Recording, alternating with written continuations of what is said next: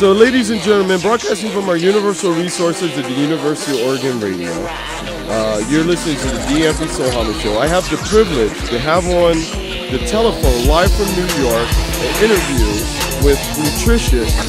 Explain yourself, Nutritious, to our listening audience. What do you do? How'd you get there? Just spill it, brother.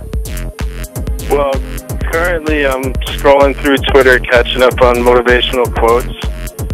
And I got here through my iPhone contraption. And outside of that, I DJ and I produce.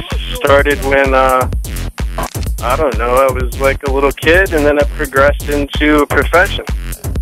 There you go. So we got Nutritious. What's up with him? Man, Nutritious fucking... He's from Brooklyn. He's a hipster. Young kid, right? Young kid. Him and his gal Zoe Wilder. You know, came up through the ranks. He's been doing residencies at the Ace Hotel and a bunch of other stuff, and really making a name for himself and his style. And so basically, where'd you start out? I heard that you were rocking the Winter Music Conference down there in Miami, and you picked up like some people's ears, and explain that. How'd that work out for you?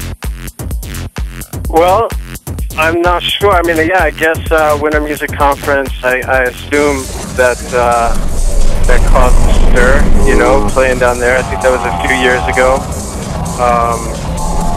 And signed with Apt Entertainment shortly thereafter, and I've been working with Jeff Berger and Dopeden and that whole crew for some time now. Got my start earlier than that, though. I was DJing out in Colorado for a number of years, and also in New York City and on the West Coast before I got signed to, you know, an agency and management company and all that good stuff. Not just his show, but the style of music, his remix vibe, his artwork. You know, there's a really concentrated effort into what he's doing. So that's really cool, man. So explain to our like listening audience, because they're not really familiar with the strain of being a DJ. You travel the world. You got all these bookings in all these like national, international cities. How do you take care of yourself? What's your diet? You eat McDonald's? You got a juicer? I mean, how do y'all do that, man? And people have been taking notice. I mean, I've been getting crazy bookings for him out of the box. From, like weddings at the Argyle Hotel out here, and this to he's headlining Cielo in a couple weeks. He was asked back to do Brooklyn Exposed in New York, which sold out before they dropped the press release, I found out. Oh, wow. So, yeah, so he's back there doing that this year. I mean, you're in Australia, and then you're in Europe, and these places, Friday, Saturday, Sunday, you're booked like 5 days out of the week, and how do you take care of yourself, man? What do you do? That's a really good question, man. I try my best to eat as good as I can on the road. It helps a lot. Keep me going and keep my head in the game and stuff. But you know, when in Rome, so we get out there and do shows, and we definitely tear it up. And then on the off days, man, I like to drink a lot of green juices and fresh coconut water and things that, you know, like on the East Coast of the United States, people are just now getting it, but this is, you know, been a West Coast kind of routine for some time. People understand a little bit better how to eat more healthfully and stuff like that. And ideally, I use it as a balance to the hectic lifestyle. Yeah, that's really cool. And he's been touring with Mark Farina on the West Coast, opening up for him on a few things. And he's got some really exciting projects. I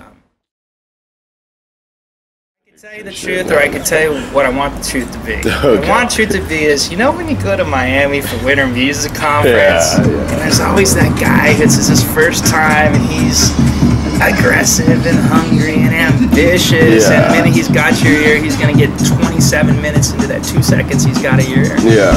And so you're on tour tour, you're out there. What's your inspiration of music? So you rocking these crowds, like, say for instance, you play a venue in Texas. Well, that's not the same venue that you play in LA, you know, at the Bonaventure or something. So how are you able to connect with your audience with the music that you put out there? Like Mark Farina, you know what I mean? He goes out, he does this thing. Chuck Love, he does his thing. But this audience is not the same in Philly as it is in Arcata. And how do you, like, appease the audience with your sound? Do you switch it up? Do you add some vocals? Bring Chuck Love out with the, you know, with the horns? How do you do that? What's going on? Yeah, I mean, maybe, you know, do what it takes, but really it's about, I like to try to get into a city, especially a city I haven't been to before, a little bit early, and kind of feel out the vibes locally, the culture, the traditions, the customs, try some food, meet some people, do what the locals do, and then by the time it comes to set time, I'm kind of got my head in the game and I'm feeling out the crowd. Now that doesn't always happen, right? Sometimes I get there like 15 minutes before I'm supposed to play. Sometimes when you're in New York, you get to do some crazy record shopping. So we found out about a truly clandestine record shop here in our neighborhood. So we're gonna go check it out.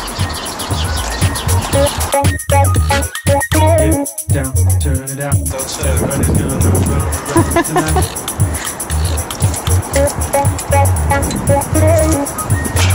Careful, watch your step. Get down, turn it out. Everybody's gonna run around tonight.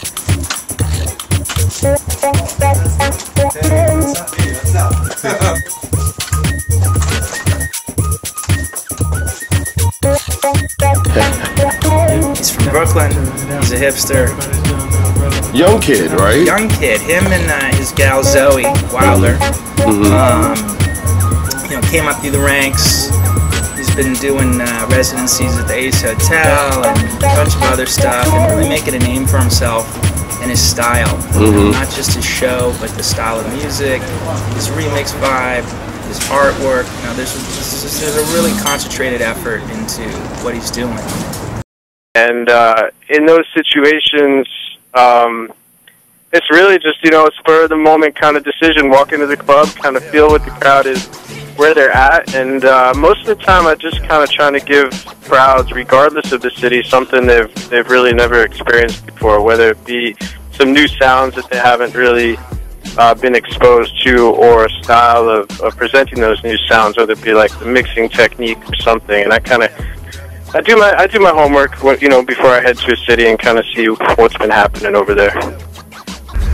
Yeah, so have you ever been in those situations, like those unfortunate situations, like, you know, like in Vegas, you know, that whole like marquee thing that went down with Mark and all the other good DJs, where they just kind of bounce you off the set because the people in the venue not feeling the music, but because they're paying customers and got, you know, $1,000 bottle service tabs, they tell you, look, your music is just playing right now. I created the bass. I waited a long time to play here, but they said this shit is too future for all y'all. So I gotta go, y'all.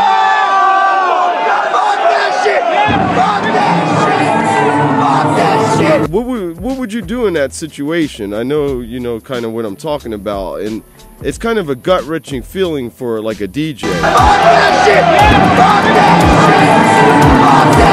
You know, what would you do?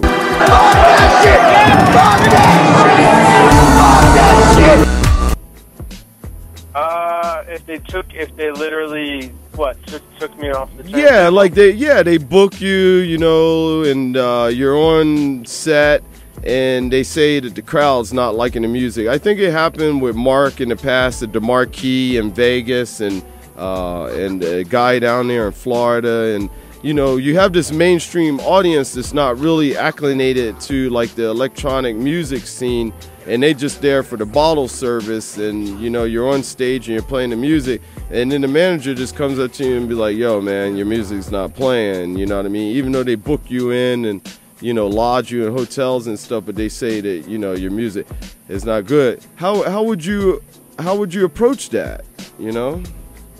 That's a good question.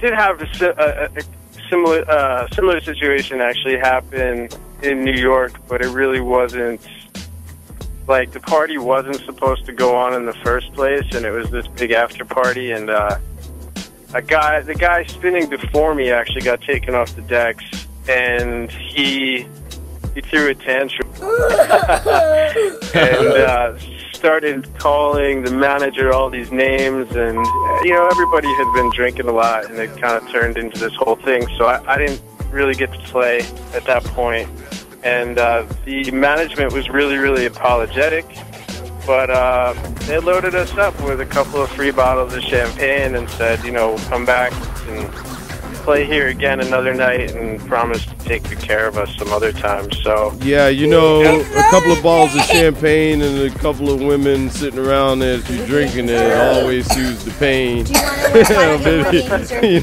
I'm a musician and artist with the radio and TV stuff we do, and champagne always heals the wound. You know what I mean?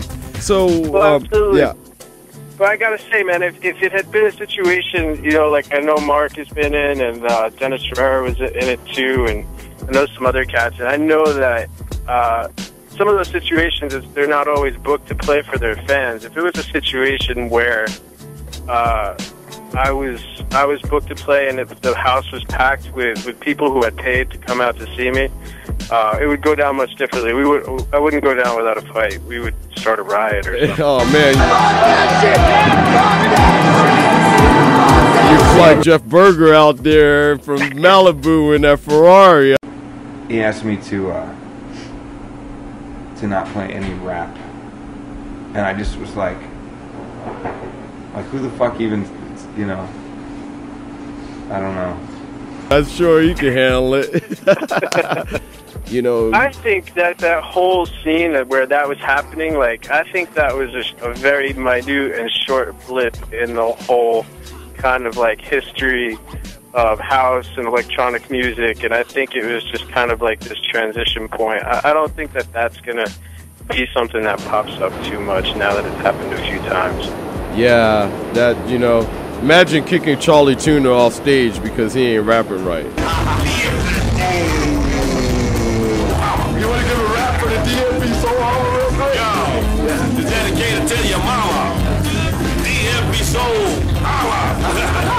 With no comma, no drama. Hey, Charlie Tuna, you ain't got Jurassic 5 with you, buddy. You gotta roll out. We love you.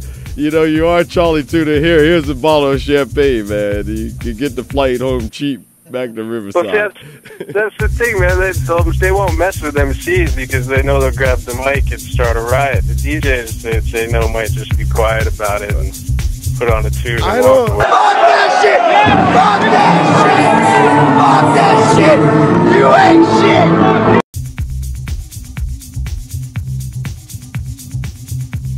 Right. I don't know, man. You grabbed the deck from Mark Farina, man. It may be a breakout. That guy's from Chicago originally. He ain't going down like you. He ain't going down no fight. Mark Farina is old school kind of gangster. Same with Chuck Love, man. These guys old heads, man. They're veterans in their field, I don't think, and same with you. I mean, you've been in this business for long enough, and, that's where the touchy situation is. You fly out to a venue, and they put you up in 5-star lodging, and you got all the accommodations and stuff like that, and then you go play. You're like Prince. You get ready to play. You're on the mound. You're just getting into your dig, and then you get pulled. As a professional artist, I would just, and I'm glad you've been candid to tell the audience, your audience and your listeners, as a professional, how you deal with that. I mean, someone pull me off the deck right now at the radio, broadcasting live from the University of Oregon, KWVA radio, I'm going to have issues. I mean, you're in the middle of a broadcast. You know what I mean? What, you don't like me? You wait 45 minutes, somebody else going to show up. But I'm going to do my show. Yeah. Exactly. Yeah, so for the audience out here, tell people, we're interviewing Nutritious.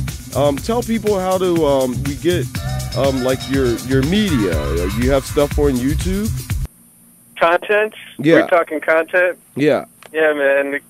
We're a content machine these days, man. YouTube is DJ Nutritious is the channel. There's videos up there. I got a new song, a music video out right now that dropped last week. So that's up there now. And plus, we have a bunch of videos that we do on tour and stuff like that. So you can see shots of you rocking it with people like you mentioned, like Mark, me and Farina in San Francisco. There's some Zoe Cam footage of that stuff on YouTube, and then SoundCloud is DJ Nutritious also, and I think those are the two main ones. Oh, and then also on Dope Den Productions on their YouTube page, they do a lot of stuff, a lot of original content that I put out that you can't find. Yeah. anywhere. Any shout outs you want to give on the DMP Soul Hama show live on radio? What do you got? Absolutely. Big up to the OG and Eugene. Thank you guys for all the love and support. I really, really appreciate it. And I look forward to popping through sometime to lay down a set and party with y'all. We run with our beards, the hippie crew, man. Hey, man, I really appreciate you calling in. And like I said, and, you know, for our listening audience, again, your name. What's your name? Nutritious. And what do you do? I'm a DJ producer out of Brooklyn. Out of Brooklyn. And how do we get a contact with you? How did people get your information and see what you do? www.djnutritious.com for the website, and then you can hit my record label for all kinds of updates, news, events, all that good stuff is at www.spinspinnyc.com. And I feel honored to be able to have you on the Ampy Soul Hama radio show. And good luck in all what you do. And hey, we'll be in contact, man. Cool, very cool, man. The privilege is all mine, and very grateful for this interview. Thank you. There you go, buddy. Cheers, man. Hit them hard. Will do. Or I guess, you know, just get the bottle of champagne as a cancellation prize. I'd rather play. I'd rather make them dance. All right, buddy. Cheers, man. Be good. All right. Cheers. You too. All right. Peace.